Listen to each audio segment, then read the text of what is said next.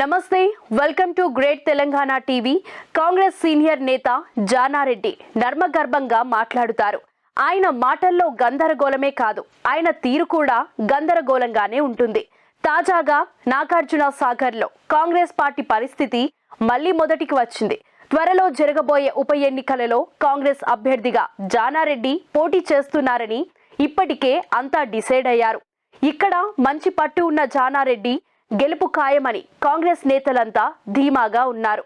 కాంగ్రెస్ అధిష్టానం కూడా ఇప్పటికే జానారెడ్డిని సాగర్ కాంగ్రెస్ అభ్యర్థిగా నిర్ణయించింది. వాస్తవానికి నాగార్జున సాగర్ నియోజకవర్గం కాంగ్రెస్ కు కంచుకోట.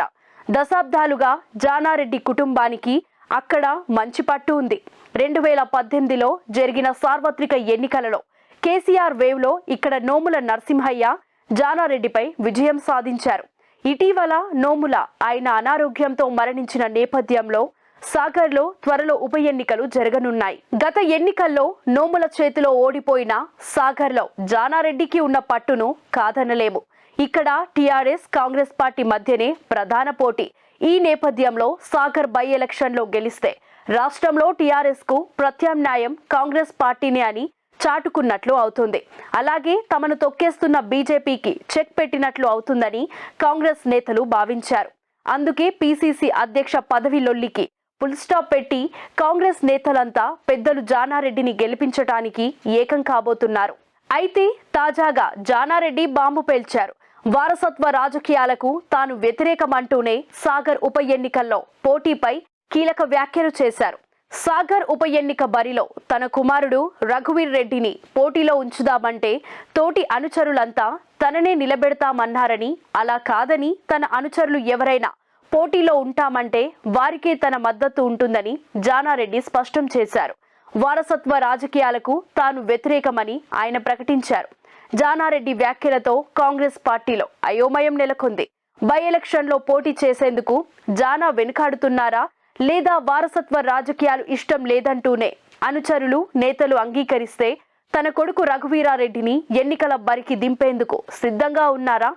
బై ఎలక్షన్లో పోటీ చేసేందుకు జానా వెనుకాడుతున్నారా, లేదా వారసత్వ రాజకీయాలు ఇష్టం లేదంటూనే అనుచరులు నేతలు అంగీకరిస్తే తన కొడుకు రఘువీరారెడ్డిని ఎన్నికల బరిలోకి దింపేందుకు సిద్ధంగా ఉన్నారా?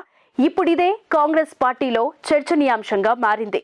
జానారెడ్డి కాకుండా ఆయన కొడుకు కానీ లేదా అనుచరుడు కానీ పోటీ చేస్తే సాగర్లో కాంగ్రెస్ పార్టీ గెలవడం కష్టమని రాజకీయ విశ్లేషకులు అంటున్నారు.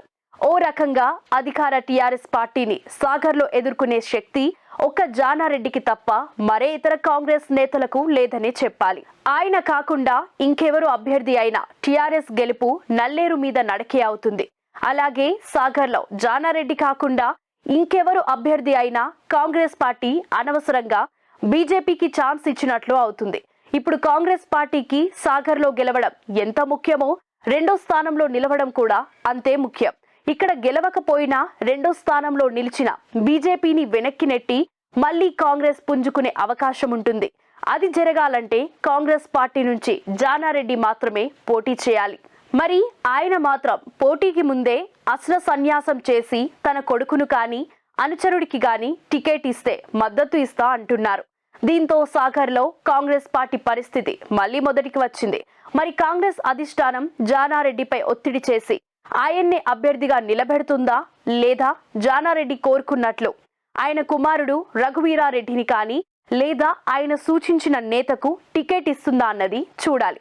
మొత్తంగా సాగర్ ఉప ఎన్నికలలో పోటీకి ముందే జానారెడ్డి అస్త్ర సన్యాసం చేయడం కాంగ్రెస్ పార్టీ నేతలను కలవరపెడుతోంది. నిరంతర న్యూస్ అప్డేట్ కోసం ఛానల్ ను సబ్స్క్రైబ్ చేయండి. పక్కనే ఉండే బెల్ సింబల్ ను క్లిక్ చేయడం మర్చిపోకండి. అప్డేట్స్ ని మిస్ అవ్వకండి. Thanks for watching. Please like, comment, share. Follow on Facebook, Google+, Twitter, Instagram. For more updates, please subscribe Great Telangana TV.